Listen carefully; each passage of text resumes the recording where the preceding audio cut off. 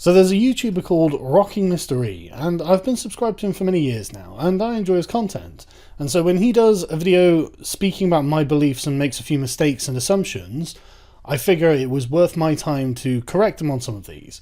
Now I just want to begin this by saying I'm not attacking the man. I respect his intelligence, I respect his understanding of what he's talking about, and I think it's an important conversation that we should have.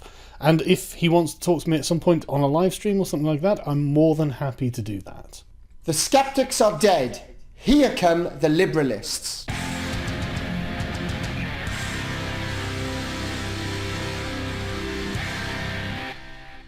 I rather like that announcement. I might use that. Almost immediately after finishing my video on the skeptic community, Sargon of Akkad announced a new community, the liberalists.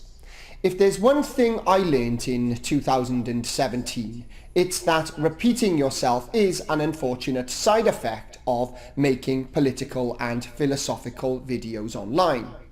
That's really true. You are going to have to say the same things a lot of the time, just because there will be people who haven't watched your content. Having accepted that reality, this video is going to revisit things I've covered on numerous occasions on my channel, especially in its earlier history. Not only has this channel evolved since then, audience and content creators have shifted and changed, making it necessary to cover old ground. With this in mind, this video is therefore a continuation of my critique of the so-called skeptics, many of which now call themselves liberalists. I think that's an important distinction to make, the so-called skeptics, because that's what we were so-called by people who opposed us. Because really we weren't putting forward a normative view of the world, we were, well, just saying that we disagreed. But I have decided that I want to have a label to put forward my normative view of the world in one word, to say that I'm for liberalism above other ideologies. So if you want something that contravenes the principles that I have laid out in my...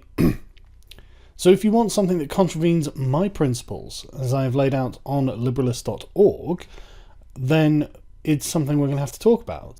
These are principles that I am specifically advocating for, and if you are advocating for them as well, then I recommend you call yourself a liberalist. Sargon of Akkad was only mentioned briefly on my prior video on the skeptics, but he's going to be a major focal point for this one. As such, I want to start with a caveat. Many people allow online success to turn them into snobs that don't associate with smaller content creators. Sargon definitely bucks that trend, and although I fundamentally disagree with him on key issues, this is worthy of praise. Some state that... This is one of the reasons why I like Rocking Mystery. I find him to be intellectually honest, and I find him to be charitable, even in disagreements. I think that we don't disagree on as many issues as you think. I think that I'm being misinterpreted, and I think I can straighten all of this out. That Sargon often sits on the fence for personal gain. I think Sargon does feel a genuine duty to use his platform to make a positive change in the world, however foolhardy he might be. Well, I appreciate his critique of my motivations, because that's how I feel about things, and whether I'm foolhardy or not is something we can discuss, but I'm definitely not a fence-sitter. I'm not in favour of identitarianism on either side of the spectrum. On that note, as time has gone by, his feuds against libertarians, anarchists and the alt-right have exposed flaws in his thinking. Labels are constantly misappropriated and obfuscated, and the inevitable criticism I'm going to face with this video will almost certainly be centered on this. The reason this happens is because you can't fight what you can't describe, making it a favoured subversive tactic that creates ignorance among the masses. Well, he's got a point. I mean, I actually think labels are useful and should be used in as specific a fashion as possible. This is why I've created one for myself. This is what I am, and I can tell you exactly what that is, and if you guys want to tell me exactly what you are, not E particularly, but anyone else using a label, then feel free to use that label and describe it to me, and I will take it as you define it. but these things are important. If for nothing else, as a shorthand, so we can actually have a conversation and both be on the same page. Therefore making them easier to manipulate. I'm going to be very careful about accusing Sargon of doing anything intentional, but I will say that it's very obvious he has an emotional attachment to certain labels and ideas. For one, he's much more comfortable seeing himself as a man of the left. It's interesting because I've been thinking about this a lot myself recently. I wouldn't describe myself of the left in its current state. Personally, I always found that centre-left sort of social liberals, but before I go on, I should really be clear. I am actually a social liberal. I'm not a classical liberal. But I use the term classical liberal to distinguish myself from a socialist, because the intellectual tradition I'm part of comes from classical liberalism. It doesn't come from Marxism. And that distinction is important, because if I use the term social liberal, then socialists are going to sit there and think, wow, he's on our side. And I'm certainly not. For example, I'm pro-private property. But anyway, I thought this was a distinction that was worth making. And conflates classical liberalism with this side of the political spectrum. Well, not really. This is just to explain that I'm not a socialist. It's more shorthand than anything else. I agree that classical liberalism is a centre-right philosophy, but social liberalism is a centre-left philosophy, and that's where I found myself on the political compass just every time I did a political compass test. But to be honest with you, I find the political compass to be really just about tribalism now. It's just a good excuse to say, no, this is a leftist or this is a right-winger, and therefore I don't have to listen to anything they have to say. I would rather discuss political philosophies and principles than discuss an arbitrary position on a political compass. It's just, it's essentially meaningless tribalism at this point, in my opinion. This is going to be the core of what I'll talk about here. But before that, I want to address Sargon's attitude to race, because it's very relevant to what this video is about. In a conversation with Jean-François Garipi in September 2017, Sargon acknowledged racial differences, even using the term race when explaining why. I don't disagree that there are differences biologically between groups of people and that these are evolutionary. I don't disagree with that. I mean, it couldn't, as far as I can tell, it couldn't be any other way. If groups of people are kept separate in different environments for tens of thousands of years, then you would expect to see some differences between them, which is why the races look different. But then, in a conversation with Millennial Woes in...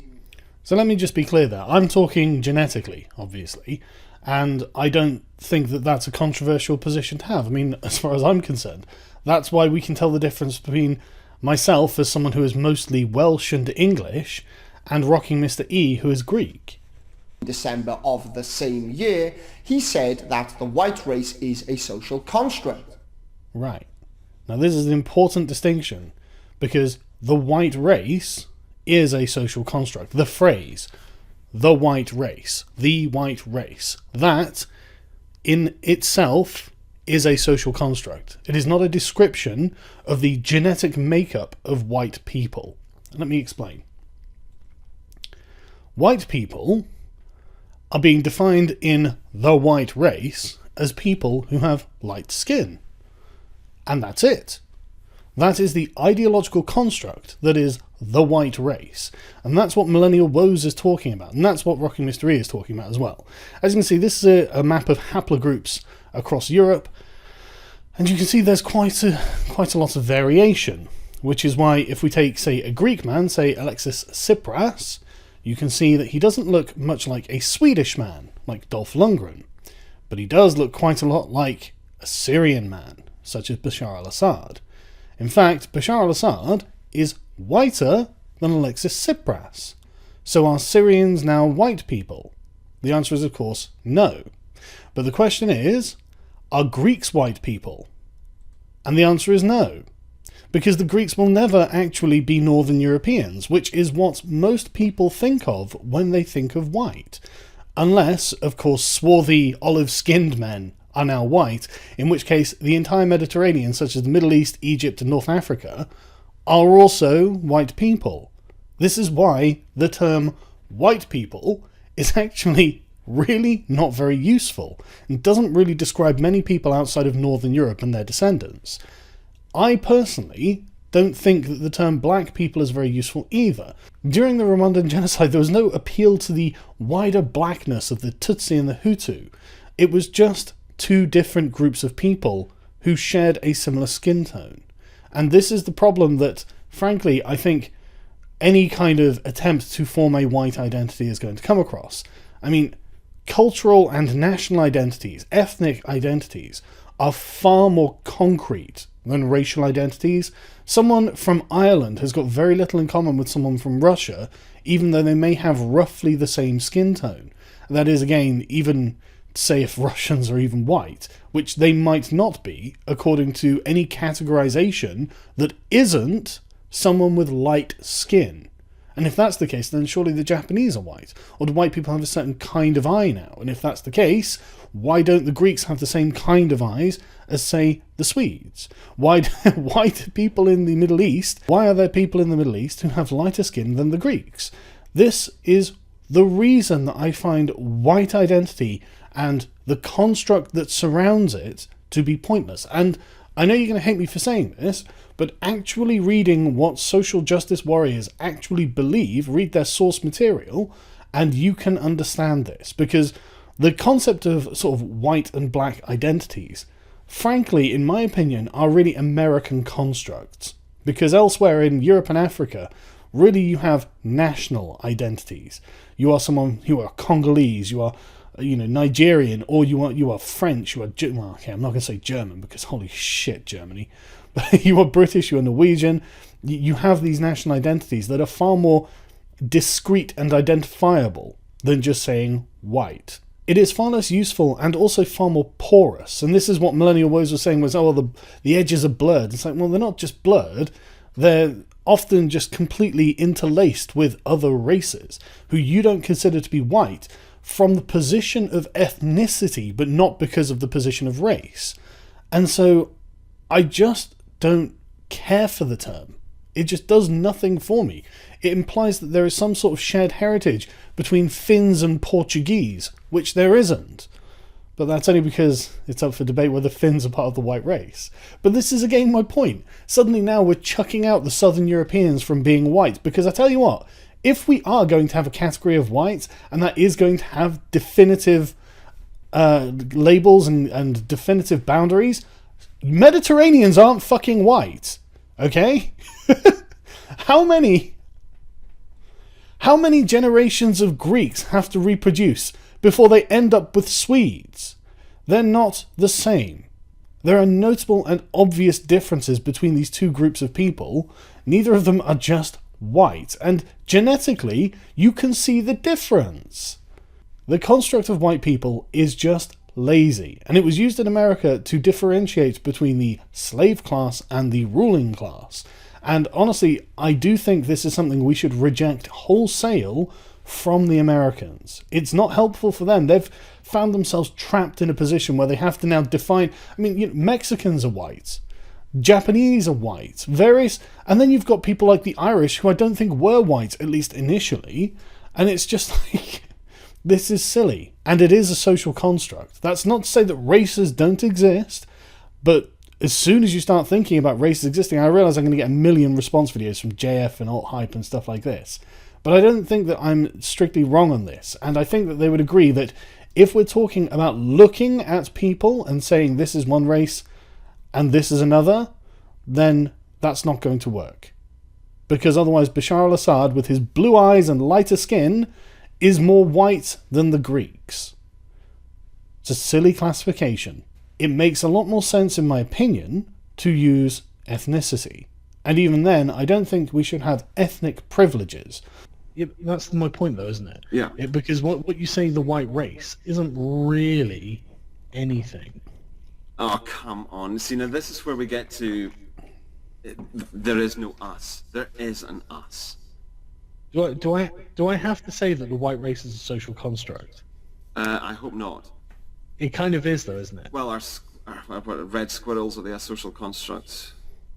Everything's a social construct, in terms of our perceptions. I mean, literally though, like the white race. I mean, there are lots of different kinds of white people. Yeah, but that doesn't mean that there is no such thing as the white race. And then this gets us to the rainbow thing. Purple Yeah, but you know, there's no exists. such thing as the black race, right? I think that there is. It's just subdivided. As I've already mentioned, people accuse Sargon of sitting on the fence, and when he acts this way, it's no surprise. I've noticed The thing is, I'm not sitting on the fence, I just think you guys are wrong, and really it's the same distinction between sex and gender. Sex is a biological reality, gender is a social construct. Now, is that to say that there is no tie between gender and sex? No, obviously not. Gender roles are because they're a consequence of biological sex and the necessity for men and women as social animals to have ways of dealing with one another that doesn't require any prior information about one another, that can exclusively be transmitted through simply looking at each other, so they can know before they've even spoken a word how they're supposed to deal with each other. And this is the same thing for cultural signifiers too, and this comes really from ethnicity and not from race. But that's another conversation that I'm sure I'll have in the near future. other contradictions like this from Sargon over the years, but I've ignored them because on balance I didn't think it was worth bringing them up. However, as censorship increases online, larger channels have a growing responsibility to accuracy and honesty. Well, I agree, and that's why I'm making this video, and that's why I think it is important to be accurate and honest when you're talking about quote-unquote white people. Do you mean Northern Europeans or do you mean Southern Europeans? And you're not going to suggest that they are just interchangeable and are basically the same, are you? And that's frankly my point. And on that note, I think I conclude my theses of why Italians aren't white. Because their audience size makes them too difficult to censor, therefore giving them a de facto monopoly. I don't agree that that's a monopoly.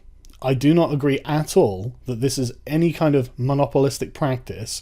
I think this is a consequence of success in the free market, and I think as a classical liberal yourself, E, you should be embracing that.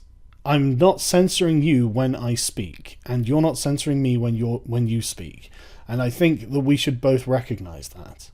This is having a negative effect on freedom of expression because smaller channels like mine are being throttled into obscurity. Okay, but that's not something I've done. That's something Google is doing. And I agree that Google are doing that. And I really wish they would stop. And if there was some way that I could get them to stop, I would actually absolutely do that. But I don't agree that's a consequence of me making videos. As a consequence, the online space is increasingly occupied by radical fringe views that aren't being suppressed. Why? Because what they stand for is easy for authoritarians to exploit, and their views can be used as justification for internet censorship.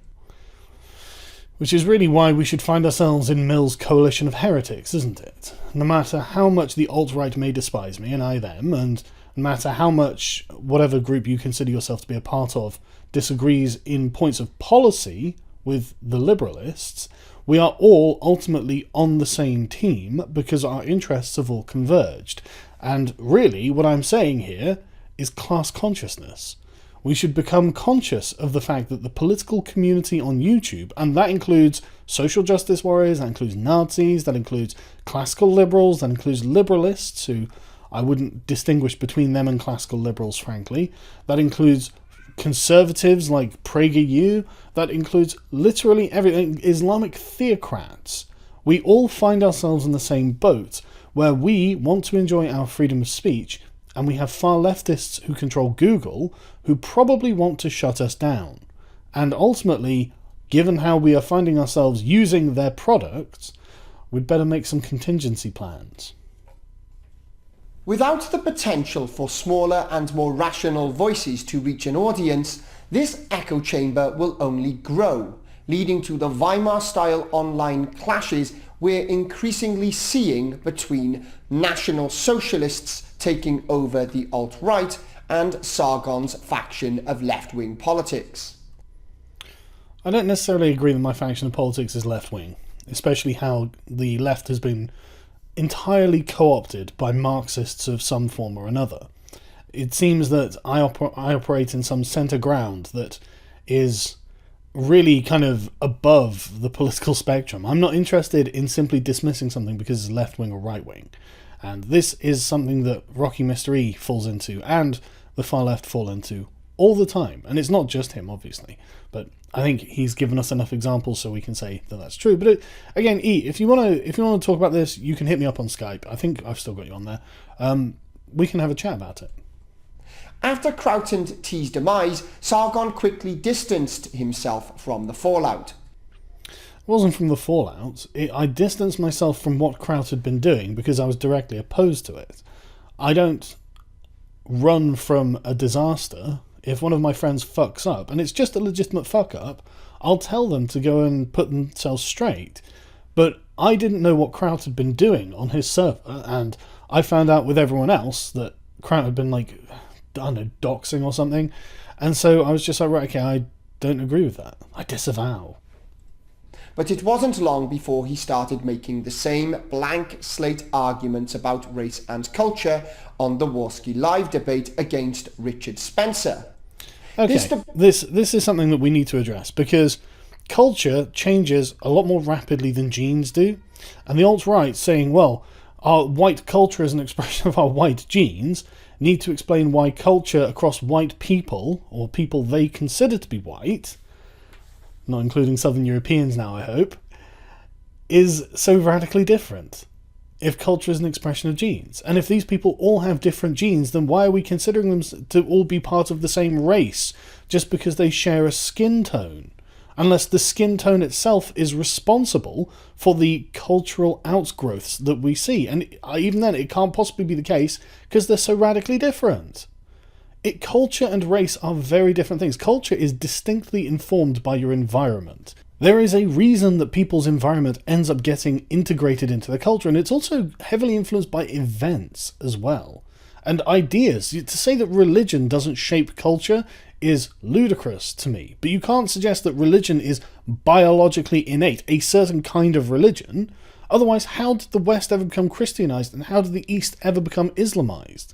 It just wouldn't be possible, because they wouldn't have evolved to be Muslims. This is something that the alt-right really have, as far as I'm aware, no answer for, because they're wrong. And if that's the case, why were Western Europeans, northern white people, considered so barbaric 2,000 years ago? I mean, I know what I think the answer is, but I'm not going to tell you, because A, I've explained it before, and B, I want to know what the alt-right answer is. So do tell me how you think our genes affect our culture. I think that the genes are a much more base expression of needs and desires. I think genes create the impetus for people to find food, find a mate, create a social life, but beyond that, how it becomes culturally distinct is based on outside factors, such as the environment, such as events, such as intellectual innovations, and normally these are created by one person. For example, a prophet might come along and say you're not allowed to eat pork. Well, is there anything in the Middle Eastern genome that suggests they can't eat pork? As far as I'm aware, no. Why do they do it? Because Muhammad didn't like pork, or dogs as well. Are Arabs just genetically predisposed not to like dogs? Or is this ideological conditioning from Muhammad, who must have personally not liked dogs? Again, it's just too complicated to say, well, it's because of your genes. It's not. It's really different. It's really interesting. And if that was the case, it wouldn't change over time. Have 83% the same genes as the Ice Age settlers who came here, and yet our culture is radically different. Absolutely wildly different. So the idea that you can say that race and culture are just intertwined and there's no evolution there's no changing over time, that these things are just directly connected, and even then, how do you explain people who are culturally acclimatized but not part of that race? Culture is in your head. It's not necessarily in your genes. And I think that this is because culture really is a sort of layer on top of the genetic requirements for a society. Because, I mean, society is an expression of genes to create an environment in which the genes can propagate themselves. And for this, we need to be able to have a secure source of food, we need shelter, we need social lives to be able to actually reproduce. Okay, but humans are really intelligent animals, and now on top of that is an extra layer, which is the culture itself. How are these things going to be done? And I don't think that is directly tied to the genes underneath. I think that is directly tied to the environment, to the ideas, to the things that have happened to this group that makes them separate cultural and ethnic groups. Debate really exposed the false dichotomy between Sargon's liberalists or Spencer's alt-right. Well, I agree that it's not a dichotomy. I mean, you don't have to be a liberalist or alt-right. But, Karen. Not to mention Styx Hexenhammer's brand of libertarianism. The thing they all have in common is that none of them respect natural law, tying directly into the problems with any movement Sargon leads or shapes, including his liberalist movement. In the Warski livestream, Sargon did a good job exposing the fact that Richard Spencer has turned the alt-right into an authoritarian movement that will bitch and moan about neo-Marxists using power to repress them, as he then goes on to argue that the law is an articulation of power that doesn't constrain the state. Completely agree. And that's, in fact, the reason why I came away from the Richard Spencer debate not feeling like I'd lost at all. Getting Spencer to admit that he was for North Korean-style censorship and some sort of racial aristocracy was a total win in my book. But, okay, anyway, let's carry on. The same stream, Sargon does his best to muddy the concept of white identity in the most obtuse fashion. We've been over this, so I'm not going to answer this again. As you can imagine, I spent the entirety of the discussion disagreeing with Spencer's authoritarian views 1 minute and Sargon's pedantic denial of racial concepts in the next. At another point in the live stream, Sargon brought up John Locke, which was mocked by Richard Spencer. But does Sargon really respect this philosopher? I don't think I've ever heard Sargon promote natural law, and even if he has, he wouldn't accept an accurate description because he advocates socialism. I don't advocate for socialism. And I'll explain to you exactly why using your own reasoning in a minute. As does his liberalist movement. To understand why, we need to know the difference between positive and negative rights. A positive right is something given, granted or transferred, which Locke specifically said you cannot do because rights are unalienable. And this I agree with completely. I don't like the term positive rights. I think that we can call these privileges. I think we should call these privileges because suddenly they make a lot more sense. It is a privilege to have universal healthcare, for example, if the country can afford it. Now, we can afford it, so it's a privilege that we can grant our citizens. And I don't see a problem with that. I think it's beneficial, but I'll go into that in a bit. I don't consider it to be a right, though. I think it should be something that we should aspire to. It would definitely make our society better, but it's not a right. It's a privilege that we give to ourselves. And because it's a privilege, we should guard it jealously because, for example, you can't have open borders and universal healthcare. It's going to create a huge drain on the system by people who simply didn't pay into it and will not pay into it. This is not possible. This is a contradiction. And so we have to have closed borders and universal healthcare, and then we can maintain it as a societal privilege to which we grant ourselves. I don't see a contradiction here at all.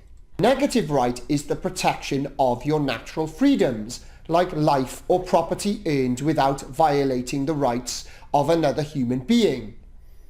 I don't see why he thinks I'm in disagreement with this at all. This is what I've been saying for ages.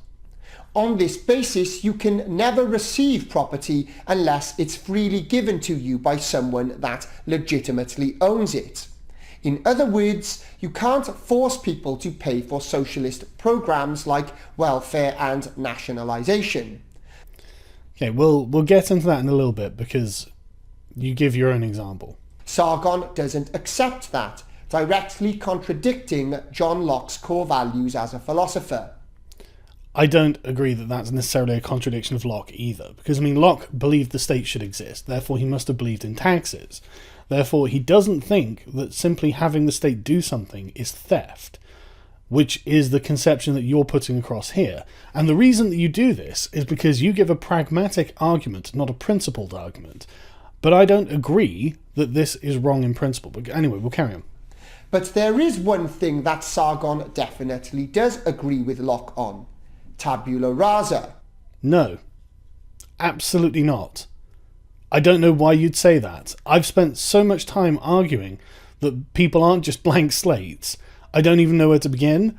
And I'm doing that through the lens of gender.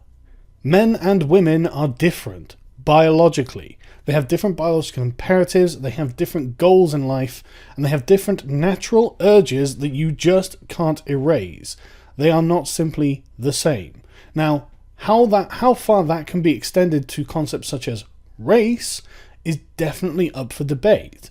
I don't think there is necessarily a distinct racial impetus, because races didn't evolve to fulfill specific gender roles or specific human roles or anything like that, which is why we see gender roles among black and white people. It's just, the question is up for debate, and I don't think the alt-right has settled this at all. I know they think they've settled it, but that's because they've stopped listening to any dissenters, in the same way the SJWs have as well. In my prior video about the skeptic community, I explained why the modern left dogmatically supports tabula rasa. I think it's important to remember that culture isn't society, it's a layer above society, and I think that's what he's confusing here. Culturally, I think people are essentially a blank slate, but that doesn't mean that people on a social level are blank slates. I mean, you get people who are naturally inclined towards various different personality types, and these may be inborn traits. You get people who are naturally inclined towards political views, and this may be because of genetic traits. You get all sorts of things, and it's just like, okay, but the language you speak isn't genetically inherent within you. You learn that because of the society and culture that you're in. This is why I'm saying it's like, the way I conceive of it is just a level above. You've got the genes, you've got the direct expression of those genes, which is the human society, and you have the culture that is formed from that society. And I don't think that this is necessarily a direct connection between the culture and the genes, because you can take people out of those societies, raise them in other societies, and they will give you the cultural expression of that society, even though the genes don't match. So the question is, how much of it is nature and how much of it is nurture? Now, when I did A-level psychology, not exactly a great qualification here, but they thought it was about 55% nurture and 45% nature, or maybe the other way around, but about half and half, because they just didn't know. Now, maybe that's changed in the last 20 years since I did my A-levels, but and maybe that's just not, maybe that's just out of date or something. But what I'm saying is that it's a lot more complicated than the alt-right and I guess Rocking Mystery would have us believe, and they're looking for a simple solution that doesn't really exist because it's an excessively complex problem. And again, I'm not saying I have all the answers here, but I'm saying they definitely don't have the answers. Or the blank slate theory of human nature being completely shaped by experience. I don't think human nature is completely shaped by experience. This is the thing. I think there are definitely innate character traits that people have, and they express them right from their earliest childhood as well. And this is something you can see. This is something I've seen in my own children. And socialization is a way to try and mitigate the more harmful excesses of those character traits and increase the deficiencies of others. But I'm not saying that people don't have a kind of natural disposition, but I don't think that you can just broadly term a race to all have these natural dispositions. I think various members of the race have different dispositions based on themselves, their own innate characteristics. But again, I'm just saying that Mystery's wrong here. I don't believe that. I also explained that John Locke was a proponent of tabula rasa and that the modern descendants of classical liberalism need to take modern science into account, which doesn't support that view. That's why I don't agree with that view. But just because Locke, the father of classical liberalism, was wrong about tabula rasa, it doesn't mean he was wrong about natural law. Totally agree. Though when it comes to Sargon, he has this back to front. I actually don't. It's just that you didn't understand what I believed, and this is why I'm making this video. Sargon also can't bring himself to accept that socialist policies are fundamentally anti-liberal. Okay, this is the bit where we get into it, and I'm unfortunately going to have to use your own argument against you here. Despite bringing up Locke to Richard Spencer and calling himself a classical liberal. It's obvious that Sargon has an emotional attachment to socialism and tabula rasa that he can't let go of. I really don't. I'm not a socialist and I don't believe in the blank slate theory. So I just have to say that you're wrong here, my friend. And for years he's done everything he can to avoid being called out for this. The logical conclusion of Sargon's support of positive rights and socialism puts him squarely on the left, along with all the other collectivists and consequentialists that argue that you can do anything with power if it's for the greater good. Okay, that's interesting because you've just defined the alt-right as leftists. Now, I'm happy to agree with you on that if you want. If you want to say that collectivists are leftists, then we can do that, but it's not true. The conservative Christians are also pretty damn collectivist, and they're quite right-wing. The alt-right, I'm happy to call the alt-right a right-wing movement. They're collectivists as well. It's not exclusive. But I don't agree that the NHS is collectivist, any more than, say, roads or the concept of government or the military or anything of the sort. I don't think that that's the case. I think the NHS is simply a privilege that we can grant ourselves because we can afford it. If we couldn't afford it, then I wouldn't be advocating for it. Including the alt-right. And even then, I don't do any advocation for it either. I'm just not opposed to it. While the classical liberal label ceases to have any real meaning in a world where people can't move on from blank slate theories about human nature, and so many people misrepresent the word, no self-respecting classical liberal would ever be a proponent of socialism or positive rights. And it was leftist subverters that changed the definition of a liberal so that a socialist and liberal means the same thing. Well, that's true. Sargon's liberalists inevitably argue that you can have things like welfare and nationalisation if they're universal. But this isn't the same as roads It's only because Hayek argued for it. that we all used to travel. And I happen to agree with his reasoning here. These are not violations of your rights, so why not? If they're useful, if it's expedient, if it's helpful to you, as in, if it's pragmatic to do so, then there's no reason not. It's not hurting you, it's not a violation of your rights, it's not a threat to your private property, so why not? Courts, police and prisons to protect our natural rights, or armies and border controls to protect us from external threats. Purely private alternatives to these things are impractical in a functional society. It's not just they're impractical, it's they become downright tyrannical and a threat to your rights. But that's beside the point. Only a full-blown anarchist would disagree, hence the reason classical liberals were never traditionally opposed to these things being run by the state. Ah, but that's a pragmatic argument. That's not saying in principle it would be better, that's just saying consequentially they turn out worse. And this is my argument for universal healthcare. Consequentially, it's worse to have private healthcare. And well, let's not say. I'm actually not in disagreement that the market should be able to provide an alternative to a universal healthcare system. Absolutely. If you can afford to have private healthcare, you can do that. And I think you should be able to do that. And yes, it's probably going to be of higher quality, but that doesn't mean that there isn't an advantage to also having a public system. For example, if you find yourself unable to pay for healthcare, it would create a better society if we have that. It's also cheaper overall. The UK spends a lot less per capita on healthcare than the United States does. I think that's a good thing. And I have been in a position where, as an individual, my life has bottomed out and I've needed a universal healthcare system, and I haven't been able to pay for private healthcare, and rather than going utterly bankrupt and ridiculously into debt, I had my ailments treated and I was sent on my way.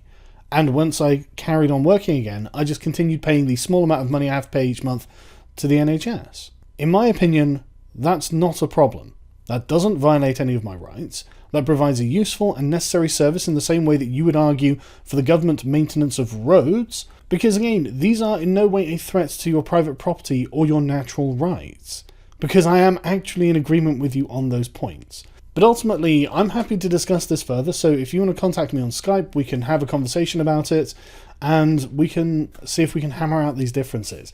But you definitely had some misconceptions about my beliefs, and so I thought I'd set these straight. I'll leave a link to his channel in the description if you want to check him out. He does good content. I recommend that you do.